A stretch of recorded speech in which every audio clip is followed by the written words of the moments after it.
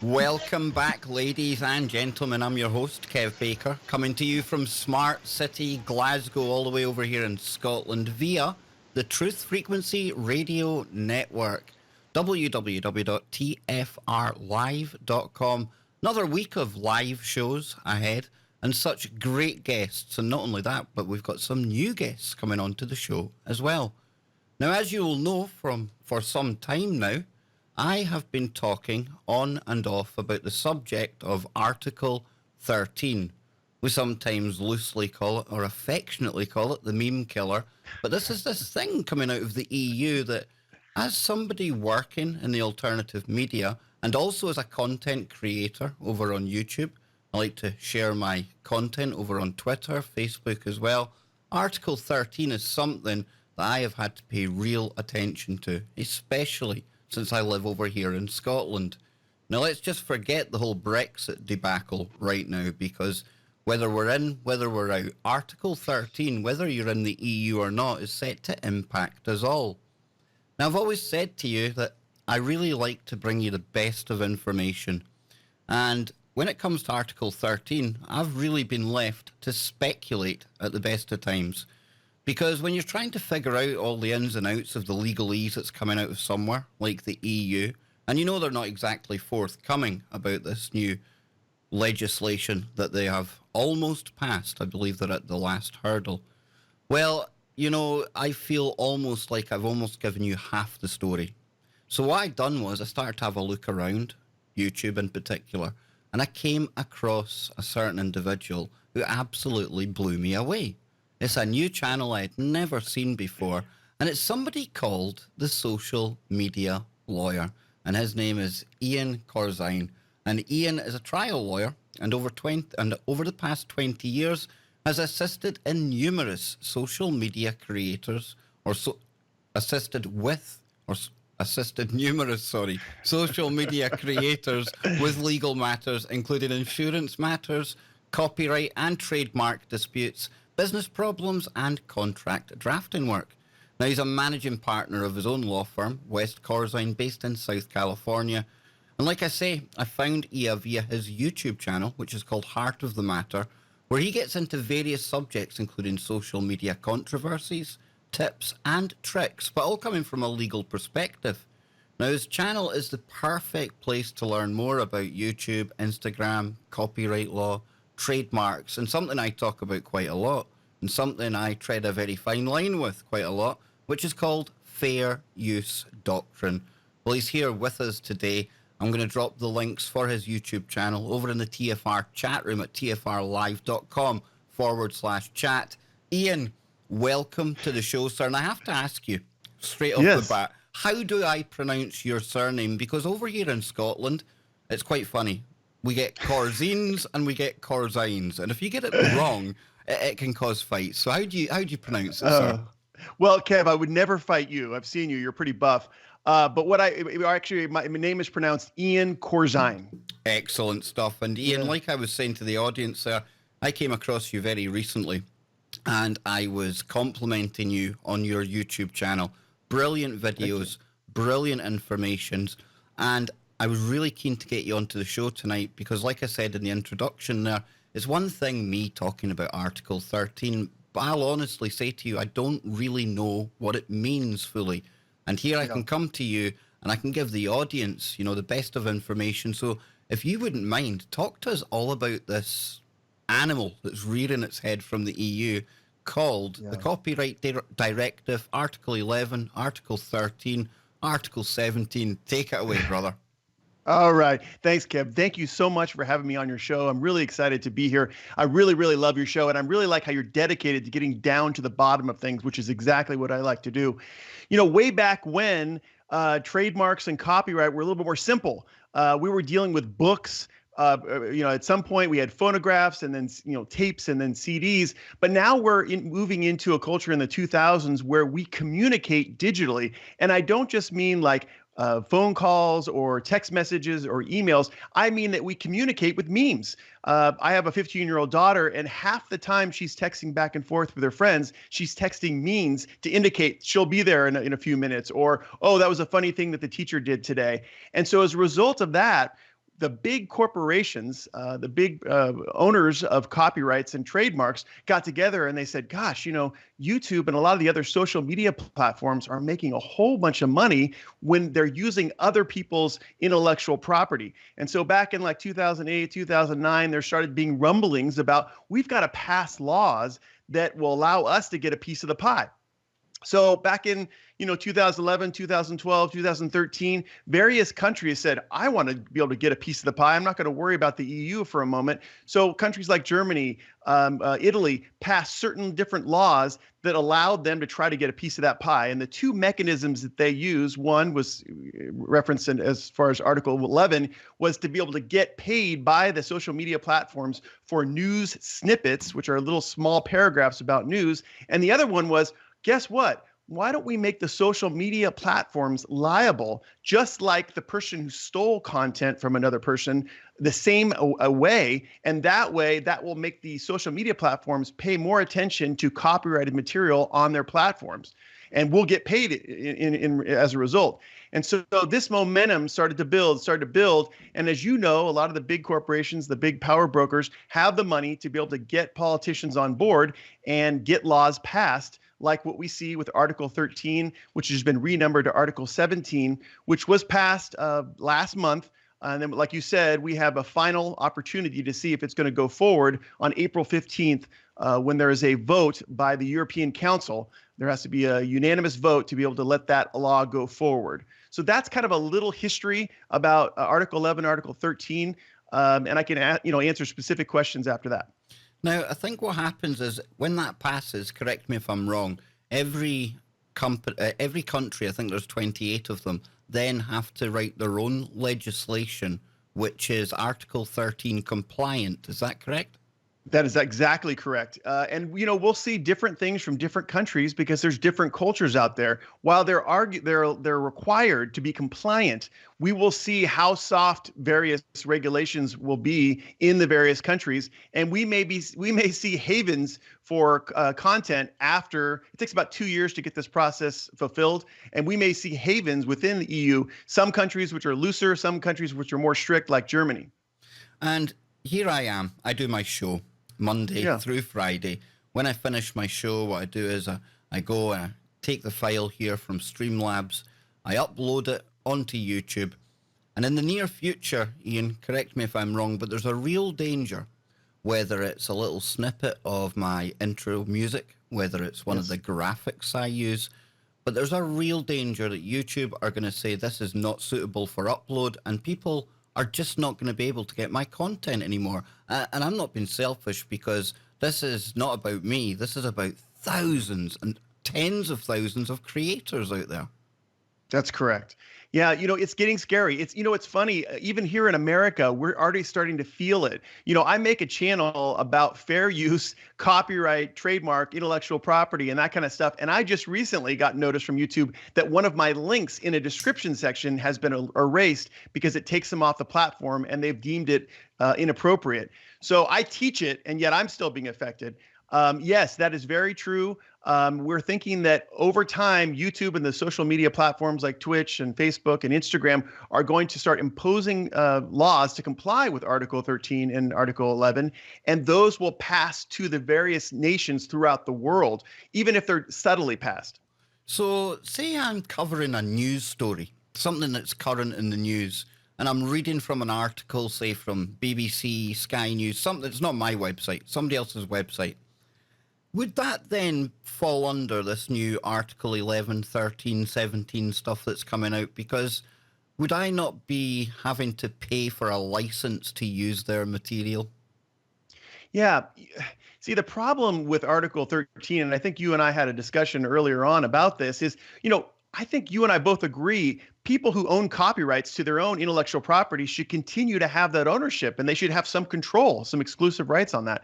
However, the problem is when you make social media platforms civilly liable, that means they can be sued to the same extent that the person who borrowed the content can be sued, then you make them very leery, because us attorneys, unfortunately, are sue happy, and oftentimes we'll take a suit for anything that we can represent. So the problem with it is, your use, which you described, is purely a fair use. It is embodied in certainly U.S. copyright law, Section 107. But the point of it is that a lot of the social media platforms will cut you because they're afraid. They don't want to be held liable in case your use of that content does not comply and is not a fair use. See, this is the thing, and I loved when I heard you talking about this, because you rightly pointed out that YouTube, Facebook, Twitter, whatever one it is, they are not the court. And they basically have the final say. Now, we see a lot of talk, about people, we need to kind of fight back against the censorship, against copyright, stuff like that. But realistically, what chance do you have? Because they're all private corporations, so they can basically make their own rules up. Isn't that right? That is exactly right. Copyright law is copyright law in your country.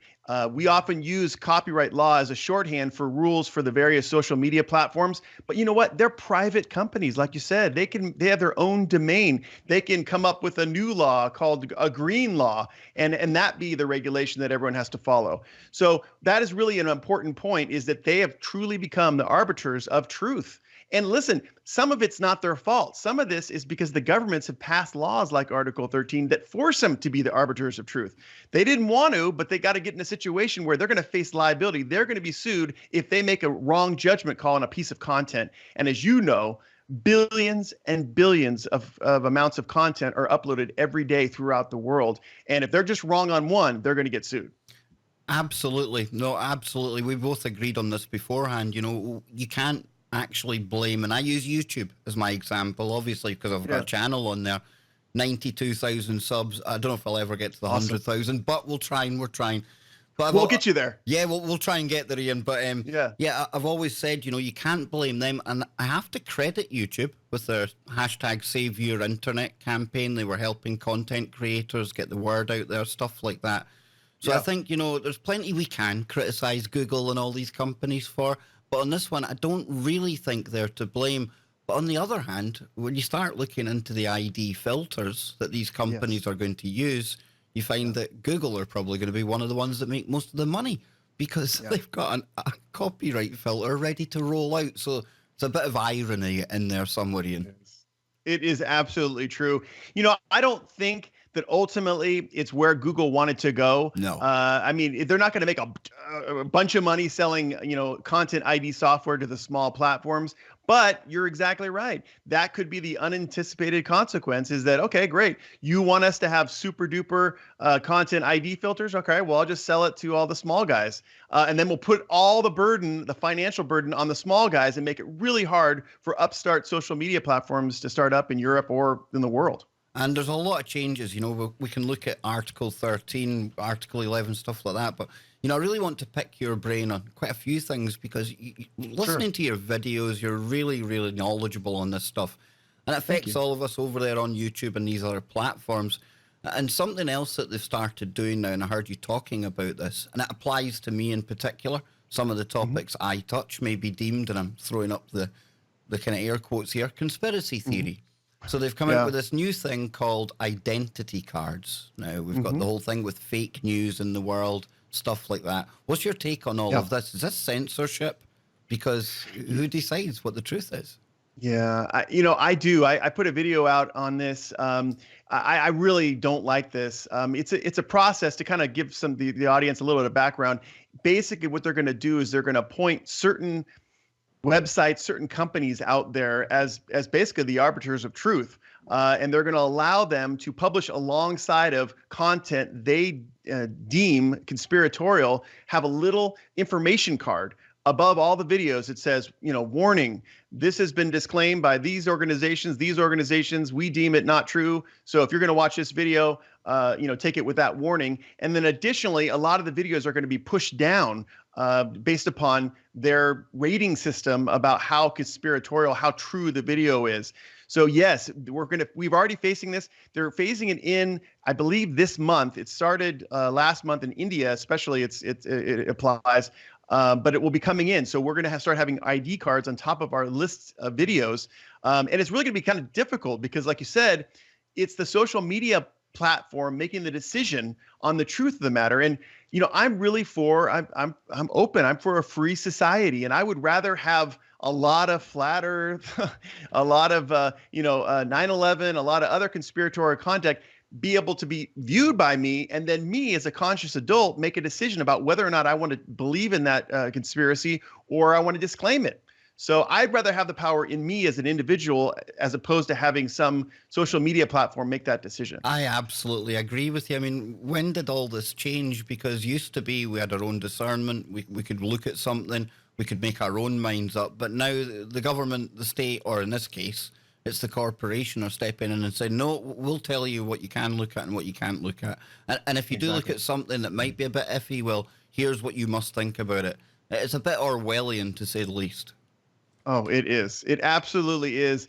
And it's going to get nothing but that in the future. We're going through a change here.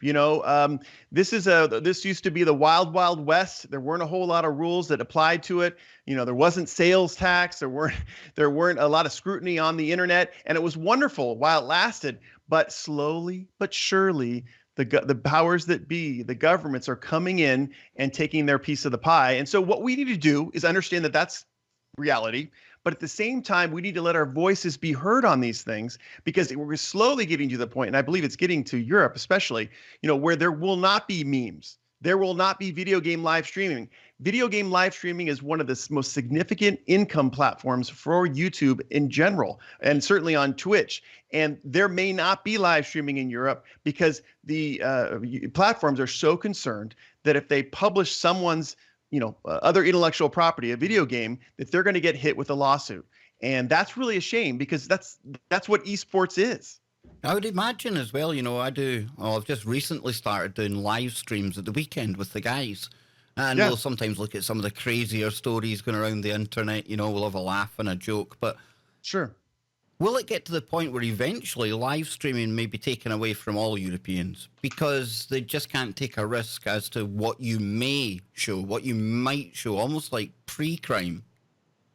Totally agree. You're right, like pre-crime, like that movie with Tom Cruise. It sounds a bit, that's a bit kind of hyperbolic, I get that. But you get the picture, right?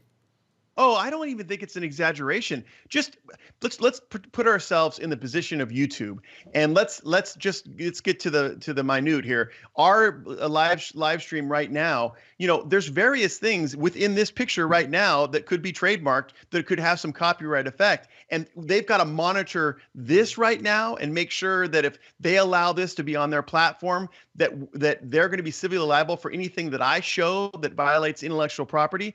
I got to tell you, man, I mean, I wouldn't take that risk, right? I just wouldn't do it. Exactly. Absolutely. You got to, how many hours of video content are being uploaded every single minute? 400 hours. Yeah, this is almost an unthinkable task that they've got on their hands here.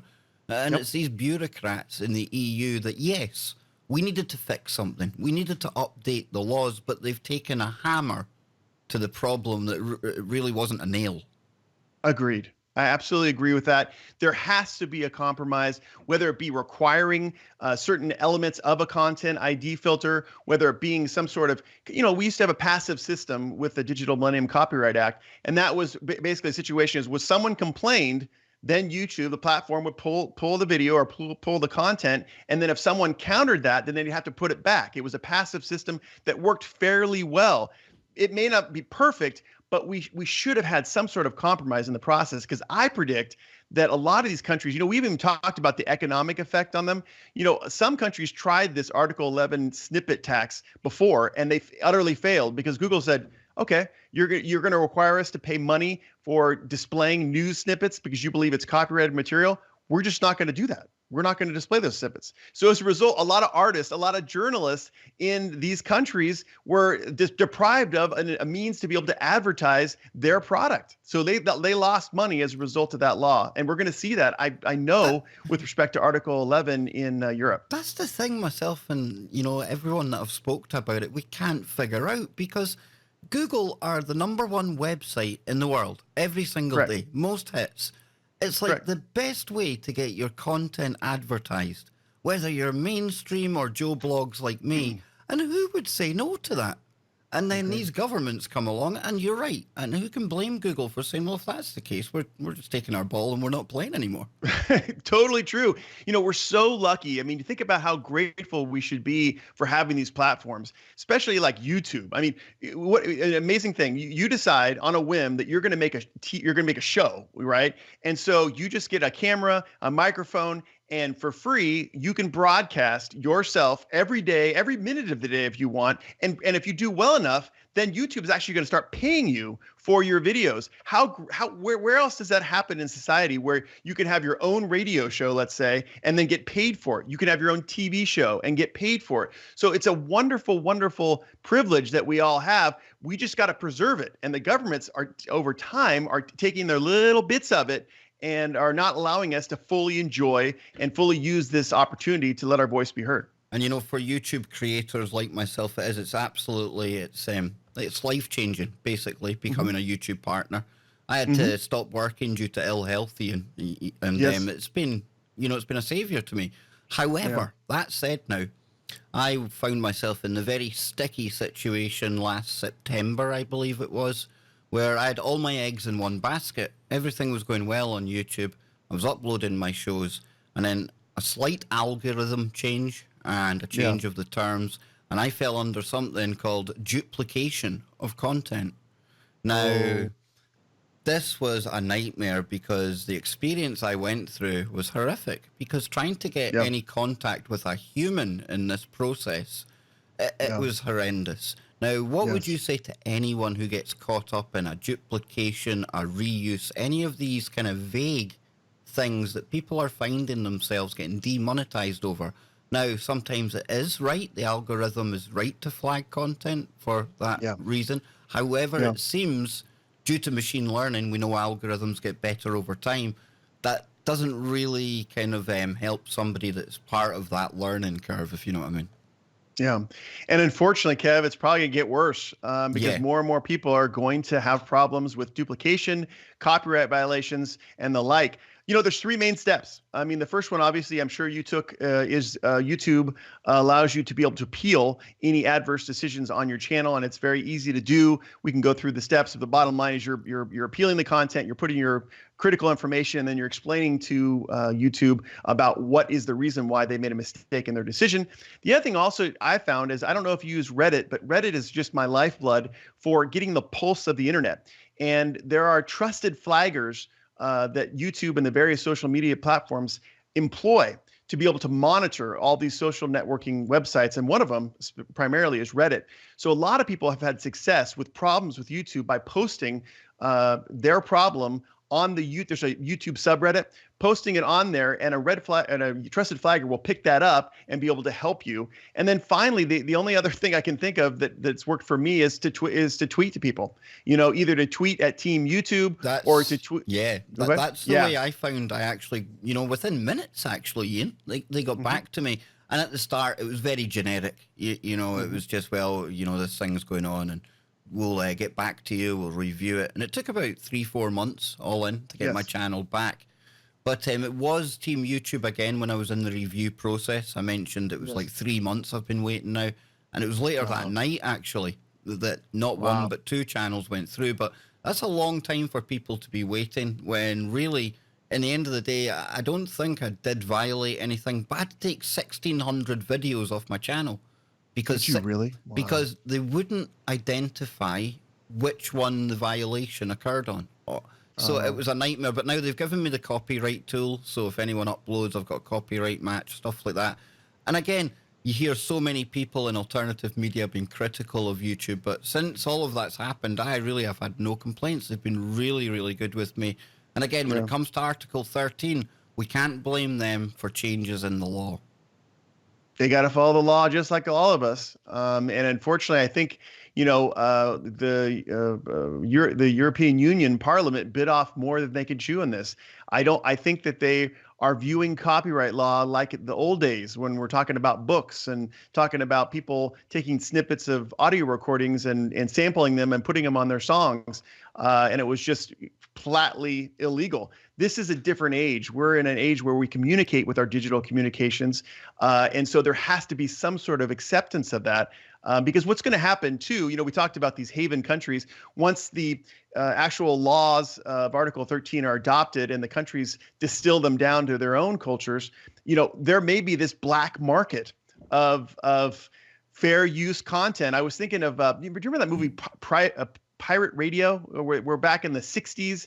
I guess it was the BBC was Hold that outlawing. thought, Ian. Hold that thought. We'll be back after the break, folks. Right. Sure. I'll get Ian to let you know where you can find all of his work. Stay tuned. We'll be right back. This is the Cam Baker Show. Hour number 2 with Ian Corzine, the social media lawyer. He is here. He's in the house. This has been a brilliant show so far. I told you I would get you the very best to come and speak on all topics. And when it comes to Article 13 and any of your legal matters over there on social media, this is the guy to come to. Really enjoy his YouTube channel, The Heart of the Matter. I've posted the link in the description. But Ian, there's various ways to find you. I got a hold of you via Facebook. I stalked you for a little while over there. I'm only joking, brother. No, where can people get a hold of you, man? Well, the best way, I think is Twitter. Is just to tweet at Ian Corzine, IANCORZINE. That's where I get most of my communications. I'm big on Instagram too, so you can reach me there, or reach me in the comments in my videos. Basically, just type in Ian C, and you're going to get my channel on YouTube. And I'd love to see you there because I'm very active in my comments. I really, really cherish the time that people spend on my videos. I know that time is our most precious commodity, even more than money these days. And so when someone spends some time on my video, I want to give back to them and give them some answers that they want. Absolutely fantastic. And, the internet may be changing, but I still encourage people out there, listening to the show to do what I done. I used to listen to that Crazy Texan, Alex Jones, and he used to encourage people, pick up a camera, do your own thing, be the news yourself, replace them. And for people out there, it's a perilous time to be getting into the world of YouTube with all the changes, the algorithms, Article 13. But if you could give people 3 quick tips on starting a YouTube channel, what would they be, Ian?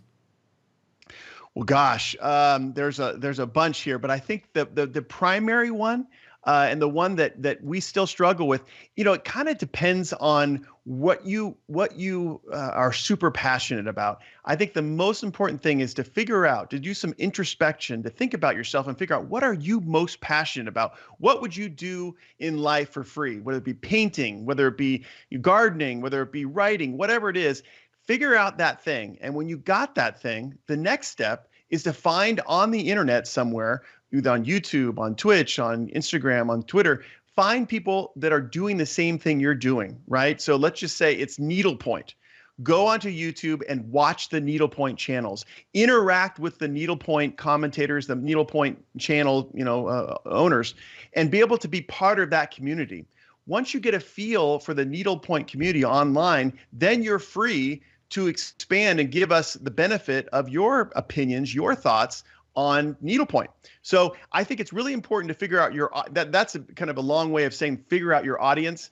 But the problem with figuring out your audience is a lot of times we come from a context of not being online. There's a difference between an audience of needlepoint people in your neighborhood as opposed to needlepoint people on social media, which is a global audience. So if you figure out where your people are, where the people are that you do the things that you like to do, and then join that community, then it just becomes a natural extension of this community for you to do a YouTube channel, to do an Instagram show, a Facebook Live, show or something like that. That's the number one thing. And then I think that the second thing, honestly, is to understand that being on social media is a commitment. It is something that you need to have a consistency to. You have to make the decision. I am going to start a YouTube channel. What does that mean? 5 years. That means 5 years of commitment. That means, however you figure it out, daily posts or twice weekly posts, however you're going to do it, but you're going to do it. You're going to be consistent. That's the only way to attract those kind of people that are your people. And then I think the other part, the kind of the final tip, is really to do your best to be able to be yourself in front of this camera. There's a lot of people out there who are really skilled at the videography, at the different effects and all those kinds of things. But I find that the most compelling channels, maybe like Emma Chamberlain in America, are done on an iPhone, are done because it's about the substance of the channel. People want to know about what makes you tick, your heart. And the only way to do that is really to figure out, who you are and to present that as best you can on camera. So those are the 3 tips: audience, being real on camera, and finding your people, your niche in the social media world. Absolutely brilliant. Just before we move on to Facebook, my least favorite website in the whole world. Yeah, me too. Something else that's come up recently, and I've fallen victim to this as well. If you have a YouTube channel, from time to time, you're inevitably going to annoy somebody. And what seems to be more and more common these days, I find it disgusting, from a digital point of view, from a YouTube creator's point of view, but false flagging of content. Oh, yeah. And this is something that you see more and more, like I say. What would you say to any creator out there? Because I find myself in the situation, I thought I could go toe-to-toe with the internet cult of QAnon. And I had people saying, right, let's go and strike his channel. Now, luckily, I took the screenshots. I went to YouTube, I showed them. And they certainly said they would take a look for any strikes coming in. But what if people don't realize that it's about to happen and they fall victim of this? What's the best way for them to go about appealing this? Well, my first answer always goes to context. I mean, when you start being an active personality on social media, you're really professing to a huge audience, right? And it's way bigger than you're ever going to be used to. And so there's a lot of people out there who have problems independent of you. And so what I always say is when someone gets angry about being false flagged, or when they get really bad comments, or they have gangs of people that storm a channel and put bad comments on, is to take a breath and understand it's not about you. It's about these people that have these problems.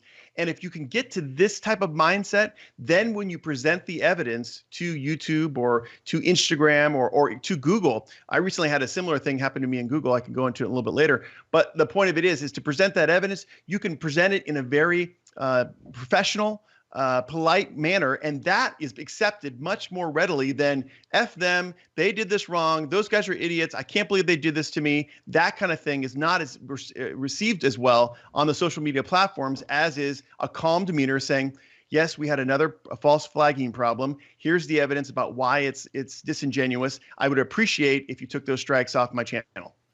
Absolutely brilliant. I agree with you. I found the only way to approach YouTube, again in my case, be professional about it. Be polite, be courteous. Yeah, you're obviously angry, but again, these are the one set of people who can help you with your problem. There's no point going off the head at them and alienating your lifeline, really. So true. We spoke about YouTube. Now let me take you over to the now cute and cozy bedroom. We're all private. Oh, wow. Yeah, we're all private now, Ian. I know I've just met you now. I've not even bought you a drink, right? But obviously, I guess you do it in Scotland different than we do it here, but I'm open. I'm game. We're fast movers, brother. But no, all joking aside, right? I'm obviously making fun of the fact. Recently, I done a show about Mark Zuckerberg and his manifesto. Now, usually, anytime a manifesto comes out, alarm bells go off. But Zuck put out the manifesto where he was, rightly addressing privacy issues on his website. And I was telling the audience, we need to be very, very wary here because he's trying to give this impression that there's going to be end-to-end encryption and everything's going to be private. All these kind of holes have been plugged. Don't worry about it. Nobody's watching. Be safe. Be yourself. Say what you want. What's your take on all of these changes then? Well, I can't but help be skeptical. I'm an attorney and we're taught to question authority. When I heard it, I really thought it was a publicity stunt. Obviously, they've had a tremendous amount of problems with selling data to other people that have misused that data. And they're trying to say, okay, we're moving to be more private. One of the problems, of course, is that they own WhatsApp. And WhatsApp is probably one of the most well-used message platforms in the world. I did a video about it, which you guys can watch at my channel. But and a lot of bad things have happened as a result. But the problem with WhatsApp is that it's a wolf in sheep's clothing. While it professes to be a messaging app where you could just text, Kev, here, are you going to go to, get some pizza? It actually is even worse than that because it allows other people who don't know you to message you. And so one of the problems with WhatsApp is that a lot of political messages and a lot of false truths have come through to a person's WhatsApp, and especially in an undeveloped country, that's their only connection to the world. And they've taken action based upon those facts, and they haven't been true. And what's interesting is what Mark is saying is now he wants to create Messenger, Facebook Messenger, and put it together with WhatsApp as a means to have a more private conversation, have a more smaller groups between people. And I think ultimately, that's not going to happen. I think he's actually going to convert Facebook to more of a WhatsApp situation where people are allowed to send 10, 20 messages to people they don't know, which could even, confuse the matter even more. So I'm a little skeptical on it. And then the other part of me says, I don't even know if it's going to happen. I have a feeling that they're doing so well now at Facebook with their ads that they won't even, implement these changes. But that's kind of my take. I think it's kind of a lot of hogwash. Same here. And what's the kind of Facebook approach to Article 13 then? What have they is that set to impact them? I go over there, I'll maybe share the first kind of headline, the byline from a story, put the link in the description, people can go to it. That by definition is violating Article 13, right? Correct. That is exactly true. Article 11 and Article 13, they're going to face the same problems. You got to remember, a lot of live streams take place on Facebook. I believe it's more than even YouTube. Yeah. So they're going to have to, filter that content.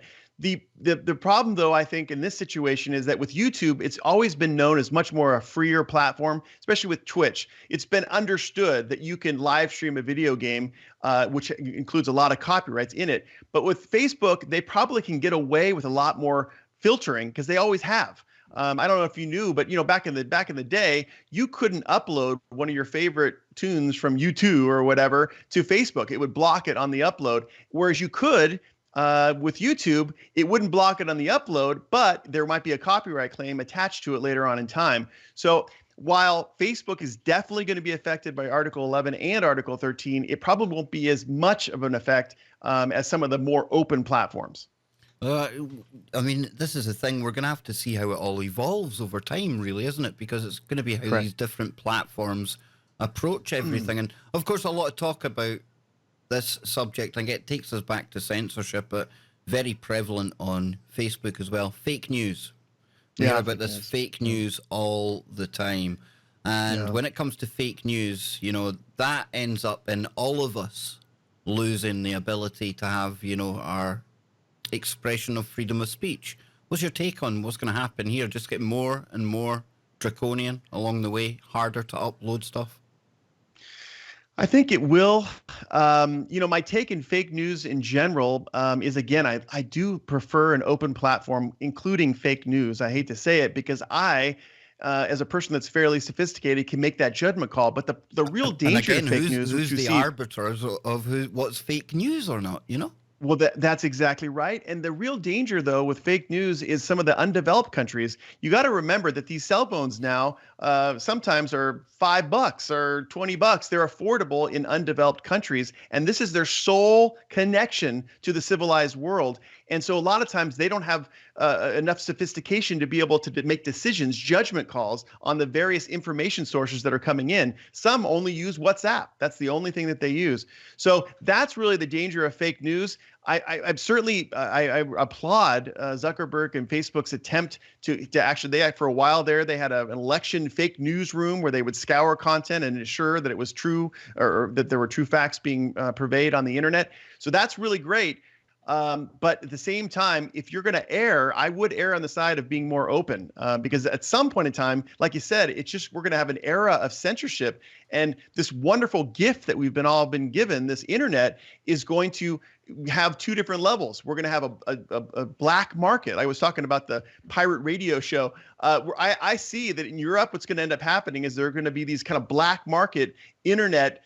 I don't know if it's to be the dark net or some sort of variation of that, where people are going to share memes. They're going to use fair use content, but they're going to hide it from the mainstream because it's already here. I got news for the Parliament, EU Parliament. It's already here. Memes aren't gone in the sense that maybe they're gone in the mainstream, but they're not gone as far as people's minds. It's how we communicate now. Absolutely. And, you know, there was a recent story about how VPNs, these virtual private networks, are being outlawed over in China. And I imagine with Article 13, the EU must be looking at something similar to this, right? Because if we're able if we're able to spoof, like, just use me for example, I could look like I'm uploading something from Adelaide, Australia. YouTube sees that, well, it's not from the EU, slightly different algorithm, content up, job's a good one. So the EU must have to combat this somehow. Are we going to see the VPNs going as well? Well, we're going to see them pass more legislation to do that. There's no question, because that's the next step. Everybody who hears about Article 13 says, oh, that sucks. Guess I better get on the VPN. Yes, I foresee there being lots of legislation, regulations in the countries to be able to do away with, to prohibit this type of technology, to be able to have, like you said, to spoof the various content ID filters. Will it be successful? I don't know. I think the social media platforms won't go along with it because they don't really care. The bottom line is they make money from content uploads. And even if it's not fair use content, they're still making money on it. So we will see. But I definitely predict that, yes, there will be regulations and laws passed relating to VPNs in Europe for sure. Absolutely. Now, you know, we've got about 10 or so minutes left, and something else that's come to my mind that I wanted to bring up to you. Sure. And it's, you know, I've been on YouTube for maybe 10 years now. I had 2 channels, both at 10,000, lost them with copyright in the early days. So I learned the hard way. And I've had a channel now for 7 years, and I try my very best to build up my following as honestly as I can. However, in recent times, when it comes to the whole conspiracy genre, I think it'd be safe to say that we've seen a lot of unscrupulous characters entering the scene. A lot of grifting going on. Yeah. And I mentioned the cult of QAnon earlier on. We could use that as one example. But where does the law stand on a YouTube channel putting out information under the guise that it's coming from an unnamed government source? Only in reality, they're making the information up themselves. And in turn, they're making money off the back of that on merchandise, etc., etc. Where does that fall within the law? Because that sounds almost on borderline fraudulent scamming levels. That's what it is. Yeah, that's what it is. You know, certainly I'm a person that talks mostly about United States law because that's where I practice. I practice in California. But yeah, that's where it falls within fraud. You know, the problem is the law doesn't do a really good job in general of addressing this problem because the law really values if there's a harm committed and then the damages that result. And a lot of these crimes, I'm going to use that term, don't produce a lot of individual damages, right? It's wrong.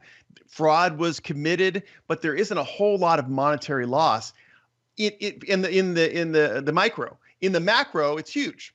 So what ends up happening is that it falls upon the governments themselves through antitrust or some other means to be able to punish and hopefully put out of business these people. Additionally, it falls on the social media platforms that don't want this fraudulent conduct on their networks. And so they do their best to be able to shut those channels down. But to answer your question is, where does the law stand? Well, it's definitely a fraud, but most of the time there's no relief because there's not substantial damage to the individual viewer. So what's the kind of craziest, the weirdest kind of case you've got involved with on YouTube or one of these platforms in your time doing this, man? What really sticks in your mind? Well, you know, I have a couple of cases now. You know, I'm sure, you know, you and I who are, you know, we're students of this copyright and Article 13 and those kinds of things. We look at some of those movie review channels and some of those channels that review TV shows and trip out, right? We're like, you know, on my channel, I'm so careful to not use more than 2 seconds, and I try to avoid using any copyrighted content whatsoever. I'm just so sensitive. I don't want my channel to be shut down. That's my new rule. That's my new rule. Just none at all. Just don't go for it, and then you're safe.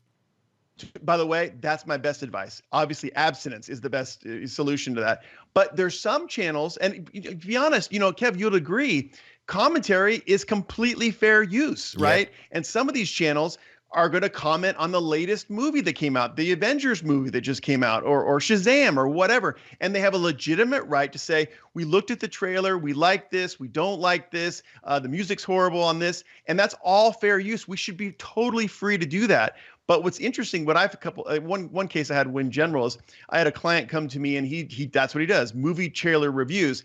And basically he put on his he published this a video, which was the Aladdin trailer with Will Smith.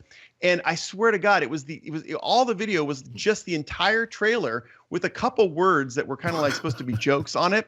And he said, this question to me is this all right? I'm like, what? No way. No way. You have to, we talked about fair use a little bit. You have to do things to transform the art to be able to get the fair use defense. And in this particular case, he didn't do almost anything to be able to convert it to a fair use. So most of my cases involve people who use a lot of copyrighted content and they get strikes and they come to me and say, why? And I go, here's why, here's how you remedy it.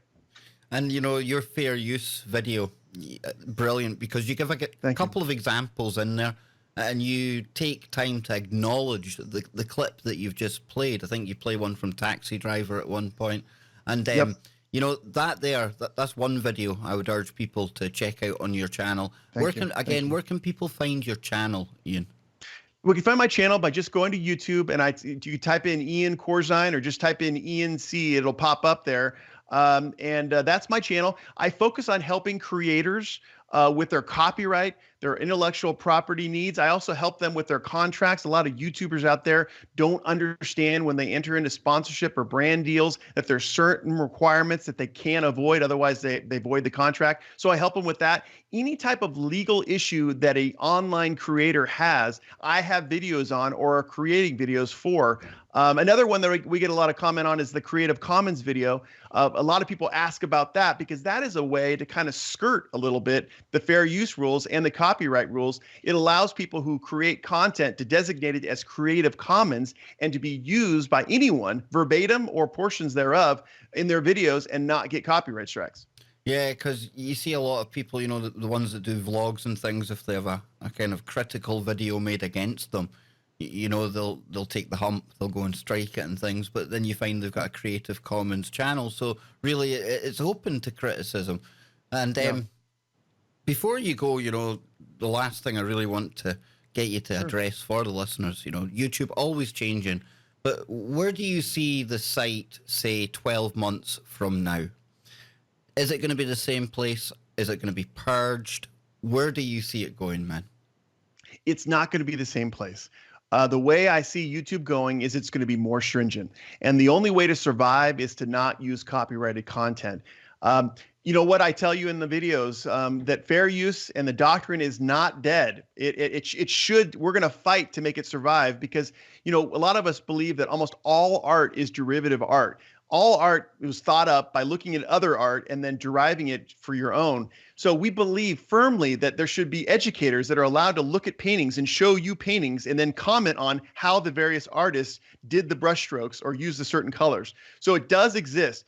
But if you are a creator and you're let's say you want to make money on YouTube and you're really conscious that you don't want to get strikes, you should stay away from borrowed content because I got to tell you, especially in the EU, you are going to get hammered. And in YouTube, especially, you get 3 strikes and you are out. That means you cannot create another YouTube channel. You got to figure out a different platform. So I would counsel that unless you are super careful about your content, that you stay away from borrowed content. Yeah, I'm just going to end up painting a door and talking to the door. But then again, the algorithm might pick up the colors of the door. And we were talking about this during the break. There are companies out there that are using AI and software to really try and game the algorithm. And they're splicing together videos. And here we are trying to do it as honestly as we can. Just give listeners a quick kind of description of what these companies are up to, Ian. Yeah, we were just talking recently about, I guess these big companies now are trying to, like you said, game the algorithm by producing robotic content. And you go, robotic content? Yeah, they'll produce a script about some news story, and then they'll use a computer to draw images from the internet and create 10, 20 different videos. I put quotes around it because they're actually the same script, but there's different voices, there's different graphics, and what they're trying to do, according to YouTube, is actually make money on these videos. Because what they do is that they do it on a high velocity subject, like in our country, Trump's border wall or something like that, and they'll put out 20 different videos and they'll try to catch the viewer's attention with at least one of them, and then they'll become viral and they'll make a lot of good money. So YouTube is combating this as spam, and that's the one thing that I will tell you. You know, this is not all doom and gloom. YouTube has provided us with an awesome platform to get our message out, and they've measured our success by audience retention for the most part. And a lot of these robotic type channels don't have that kind of audience retention because no one cares about a robot, you know, announcing a script. The people who they're really drawn to, who really are compelling and passionate, that's who gets the reward in the algorithm. So even though we got to do away with spam, the message to you creators out there is to reflect your passion in your social media content, and you will get those views. Ian, I really hope we can work together more in the future. Yes, of course. Because I've really enjoyed this, man. I know one of my friends, he's been messaged me on Skype. He says a really great find, and you certainly have been a great find. Again, plug where people can find you before I let you get back to your business, sir. Thank you so much. I got to go bill some hours. Good, man. Yeah, don't be billing me too many. No, I won't. I promise. It's Ian Corzine on YouTube. Again, I am the YouTube lawyer. I do legal tutorials and I do social commentary on issues that affect YouTubers and social media platform creators. So if you have any question about the laws that apply when you're doing your YouTube channel, when you're live streaming on Twitch, when you want to do a live stream show on Facebook, come to my channel. I have all videos on all those things. And if I don't have a video on it, I'll be happy to make one. Just message me on Twitter at Ian Corzine or on Instagram at Ian Corzine. I'll answer your question. Well, hopefully, anytime I talk to you, it's going to be for information and not because of some legal issue I find myself embroiled in. Thank you very much, sir. All the best with your YouTube. We'll get you on again in the future. Ian Corzine, thank you so much. I really appreciate it, Kev. No problem, brother.